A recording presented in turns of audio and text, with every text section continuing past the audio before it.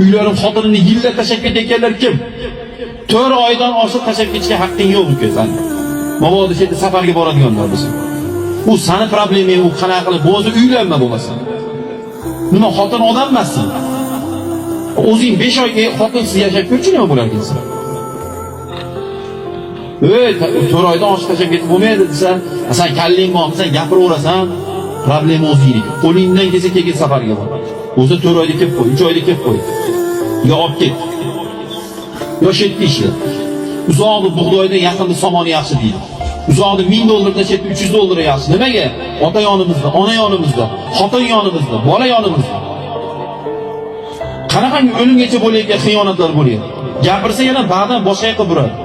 Har bir gapni inson yomon niyatda qarasa, liboy gap yomonroqqa burish mumkin. Liboy gap. Chunki insonning ichi gnida balchiq bo'lmasligi kerak.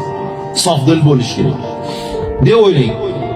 Hop, hozir xotinni tashlab chiqib 3 yil, 5 yil yo'qib ketayotgan bolam deb o'ylab qarasiz. Uni xotini meni qizim yo singlim emas-ku.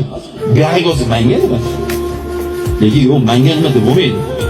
Men xalqqa xizmat yurgan oqsoqol, uchastko'y, imom, biz, hokimiyatdek biz yetkazishimiz kerak. Nima to'g'ri, nima noto'g'ri. Hozir ikkita chegaradan o'tirib chaqa kelib, go'sht yegani kelgan deb o'ylaysiz meni hozir. Ya'bit qilgan degan deb o'ylaysiz.